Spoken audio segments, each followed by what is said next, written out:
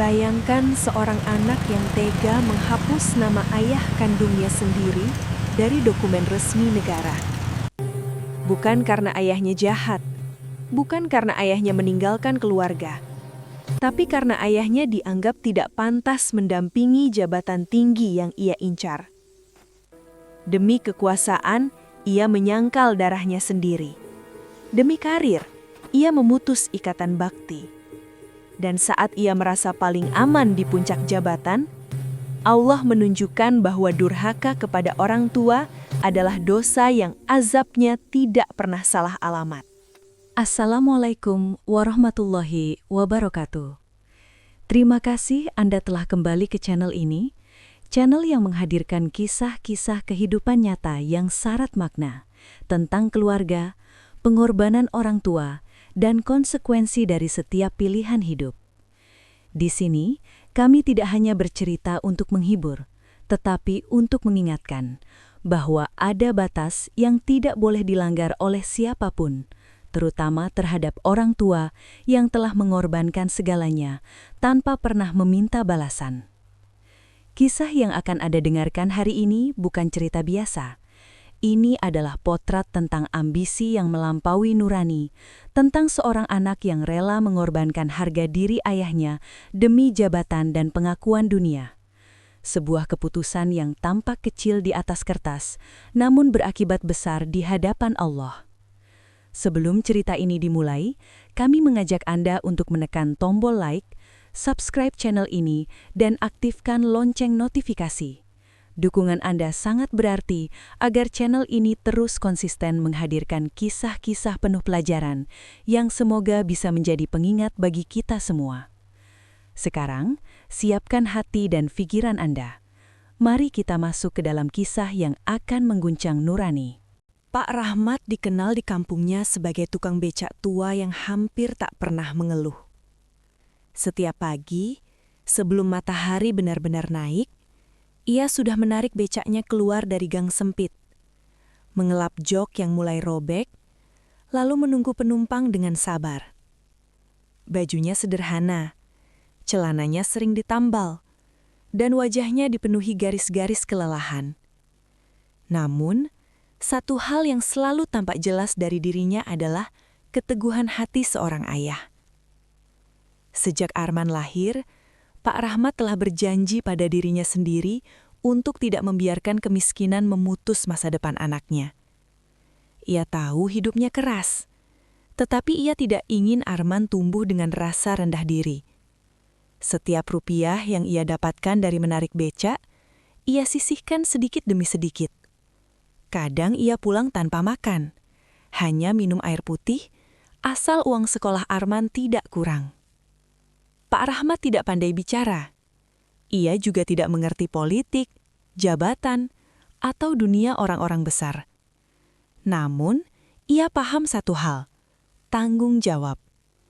Ia mengantar Arman ke sekolah dengan becaknya, meski sering mendapat tatapan meremehkan dari orang-orang. Jika ada yang menertawakannya, Pak Rahmat hanya tersenyum. Baginya, tidak ada yang memalukan dari bekerja halal demi anak. Di rumah kecil berdinding papan, Pak Rahmat sering duduk menemani Arman belajar.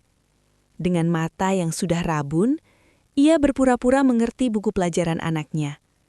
Sesekali ia berkata pelan, "Belajarlah yang rajin, Man. Ayah nggak punya apa-apa selain doa." Kalimat itu diucapkannya tanpa beban, tanpa rasa hina.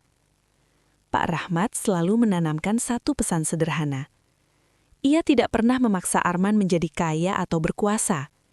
Yang ia inginkan hanya satu, anaknya tumbuh menjadi manusia yang tahu diri dan tahu balas budi. Harta bisa dicari, katanya suatu malam. Tapi kalau bakti pada orang tua hilang, hidupmu akan kosong. Saat itu, Arman masih kecil. Ia mengangguk sambil tersenyum, belum benar-benar mengerti makna kata-kata ayahnya. Ia hanya tahu ayahnya selalu ada, selalu pulang, selalu berusaha, dan selalu bangga padanya. Pak Rahmat tidak pernah malu dengan hidupnya. Ia hanya takut suatu hari nanti, Anak yang dibesarkannya dengan susah payah justru merasa malu memiliki dirinya. Waktu berjalan, dan Arman tumbuh menjadi sosok yang jauh berbeda dari ayahnya. Ia cerdas, cepat menangkap peluang, dan pandai menempatkan diri. Prestasinya di sekolah membuat banyak orang kagum. Guru-guru memujinya, teman-temannya mengandalkannya, dan beasiswa membawanya keluar dari kampung kecil tempat ia dibesarkan. Untuk pertama kalinya, Arman merasakan dunia yang lebih luas. Dunia yang tidak mengenal becak, rumah papan, atau bau keringat ayahnya. Di bangku kuliah, Arman bergaul dengan orang-orang berpengaruh.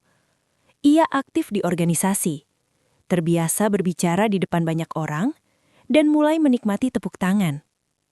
Lingkungannya perlahan membentuk cara pandangnya. Di sana, latar belakang keluarga seringkali menjadi bahan penilaian.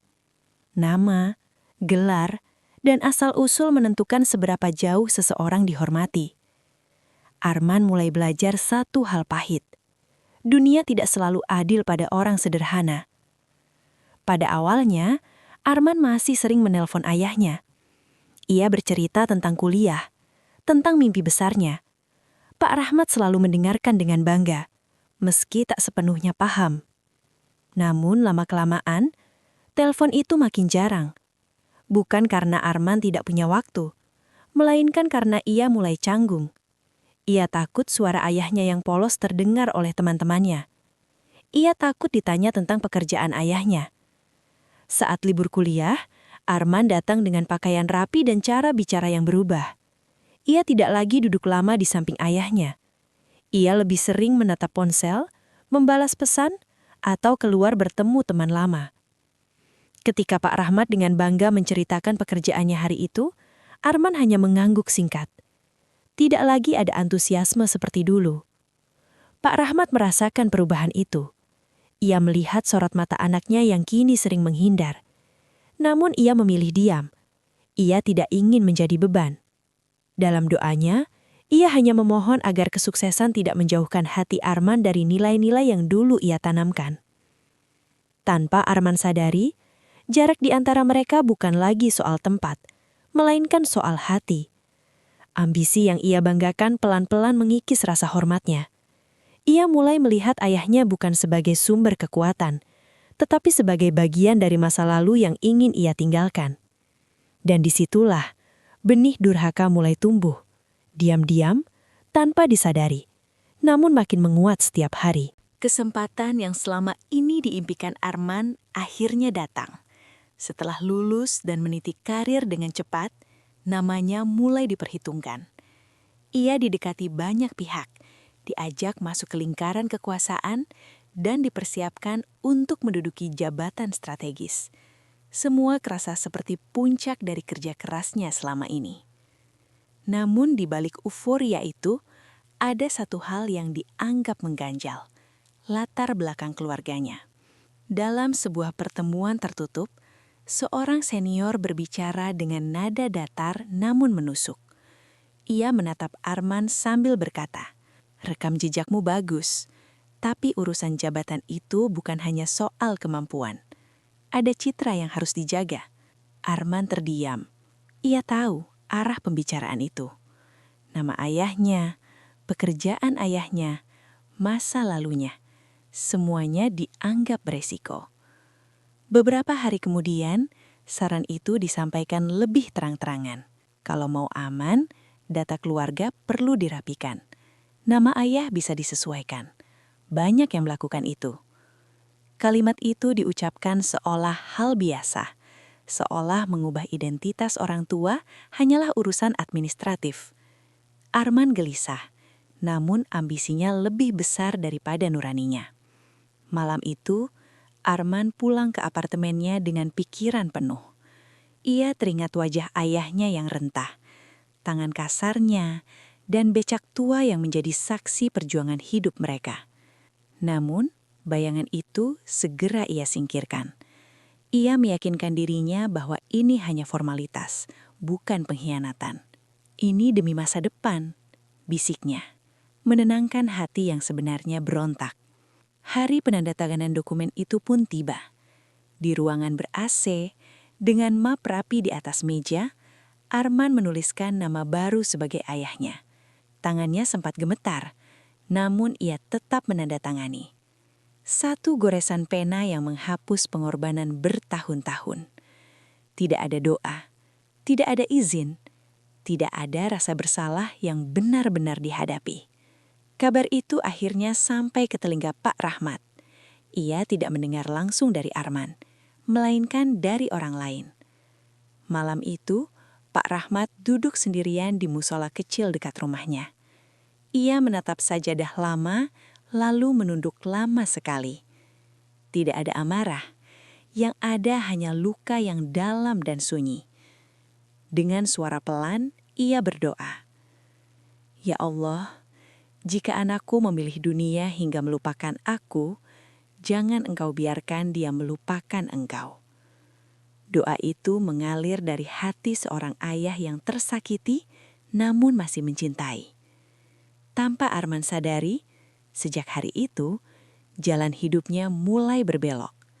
Durhaka yang ia anggap kecil telah dicatat, dan Allah tidak pernah lalai mencatat setiap pilihan manusia. Setelah perubahan identitas itu, jalan Arman menuju kekuasaan terasa semakin mulus. Ia dilantik, disambut tepuk tangan, dipotret media, dan dipanggil dengan gelar terhormat. Ruang kerjanya luas, mobil dinas menunggu setiap pagi, dan namanya mulai sering disebut dalam forum-forum penting. Dari luar, hidup Arman tampak sempurna. Ia berhasil keluar dari bayang-bayang masa lalunya. Atau setidaknya, itulah yang ia yakini. Namun, di balik semua kemewahan itu, ketenangan justru menjauh. Malam-malam Arman dipenuhi kegelisahan. Ia sering terbangun dengan dada sesak. Mimpi tentang masa kecilnya datang tanpa diundang. Dalam mimpi itu, ia melihat ayahnya berdiri di pinggir jalan, menarik becak di bawah terik matahari, memanggil namanya dengan suara lelah. Setiap terbangun, Arman hanya menarik napas panjang dan mencoba melupakannya. Pak Rahmat, di sisi lain, semakin melemah. Usianya menua lebih cepat sejak kabar itu sampai kepadanya. Ia jarang menarik becak, tubuhnya sering gemetar, dan nafasnya pendek-pendek. Tetangga menyarankan agar Arman diberitahu. Awalnya, Pak Rahmat menolak. Ia tidak ingin mengganggu. Namun, ketika kondisinya memburuk, pesan pun dikirimkan. Arman menerima kabar itu di sela-sela rapat penting. Ia membaca pesan singkat tentang ayahnya yang sakit keras. Hatinya terenyuh sesaat, tetapi pikirannya segera dipenuhi agenda. Nanti saja, katanya dalam hati. Satu rapat berlanjut ke rapat lain. Satu hari berubah menjadi minggu. Ia meyakinkan dirinya bahwa ayahnya akan baik-baik saja, seperti biasa. Saat Arman akhirnya pulang, kampung itu terasa asing. Rumah kecil ayahnya sunyi. Tetangga menyambut dengan wajah duka. Pak Rahmat telah wafat beberapa jam sebelumnya. Arman terpaku. Ia terlambat. Tidak ada kesempatan untuk meminta maaf. Tidak ada penjelasan. Tidak ada pelukan terakhir. Di hadapan jenazah ayahnya, Arman berdiri kaku. Jabatan, gelar, dan kehormatan yang ia banggakan tak mampu menahan air matanya. Untuk pertama kalinya, ia menyadari betapa rapuhnya semua yang ia kejar. Namun, penyesalan itu datang terlambat. Ayah yang namanya ia hapus dari hidupnya, kini benar-benar pergi dari dunia. Dan sejak hari itu, kekosongan mulai menggerogoti hidup Arman. Perlahan, namun pasti. Wafatnya Pak Rahmat seharusnya menjadi peringatan terakhir bagi Arman. Namun hidup tidak berhenti hanya untuk memberi waktu menyesal.